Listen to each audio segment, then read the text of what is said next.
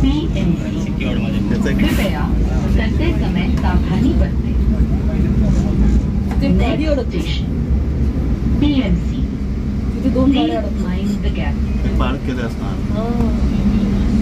ते जुन्यावाल्या नाही, चांगली गाडी आहे माझी.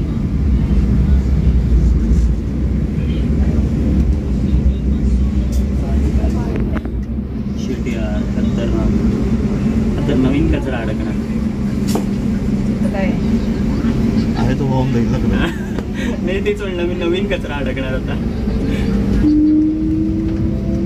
गाडी गेली पाण्यात. हो. आणि तो ब्रिजवर पण कोणतरी गेलाय, हुशार माणूस.